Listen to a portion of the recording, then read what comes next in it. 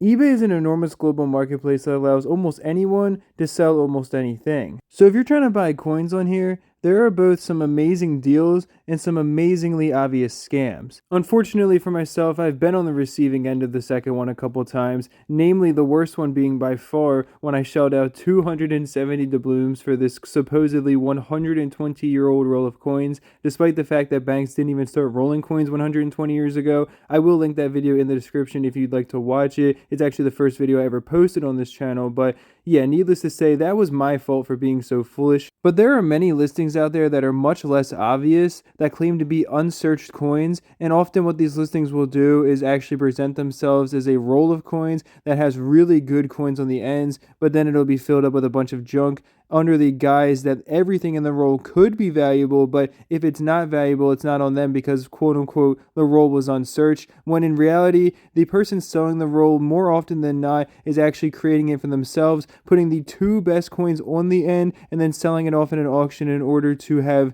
plausible deniability when you find a bunch of junk and get you to pay more than what the roll is worth. This is a very common tactic that you want to avoid whenever you're looking for coins on eBay. Pretty much if they put unsearched in the title, you should almost assume that it's not unsearched. Like with this roll, it got cut off unfortunately, but it literally says that it has a Liberty dime and then an Indian head coin on the end. So how would the person know that it's a wheat penny roll if it was unsearched? The only time that you're going to find truly unsearched coins is when the person selling them either inherited them or for some other reason was able to acquire the coins without actually wanting them or being interested in them, because otherwise the person is just going to search through them inevitably, especially when you're talking about older wheat pennies or different desirable coins that could have a lot of value. If the person bought the coins, they searched through them at some point. Maybe they sat in their collection for 10 years and they call that being unsearched, but at some point, the coins are going to have been searched through. That's just natural human instinct. Why else would you buy the coins?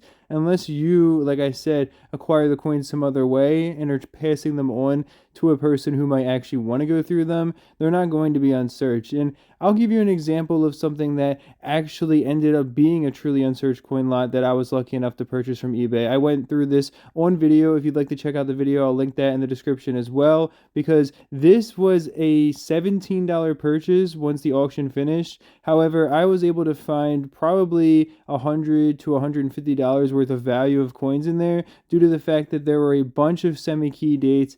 There was 168 coins in total, I believe, or 167 in total instead of the advertised 150, and they were all made between 1913 and 1929, so even the common dates are definitely worth a lot more than newer wheat pennies. But like I said, there were a lot of semi-key dates, including 3 1922 Denver minted pennies, so that for me was like a dream find. That was a once in, for me, actually a lifetime find, but I haven't looked through enough coin lots to probably call that a once in a lifetime find, but I have never found that much value buying things on eBay before. Every other time I've gotten gypped. And just to show you an example, another video I made recently was from this coin roll right here that ended up probably losing me money because all that it had in terms of value were the two coins that were advertised on the end. Those two good dates, especially the 1910S, added a lot of value to the roll, but everything else was a bunch of filler. And paying over 70 cents per coin definitely was not worth it when I could have just bought a roll of common date wheat pennies from the 1910s for less than that. And especially if I was looking at bigger lots and auctions, I could have gotten a far better deal like the other one where I paid 10 cents a coin. But ultimately my point is that there is pretty much no truly unsearched coin lot out there, and especially when you're talking about rolls that have good coins on the ends, it gets even more fishy. So you really need to be careful and just take everything with a grain of salt, and probably you're better off buying coins for their actual value and paying for what you know you're getting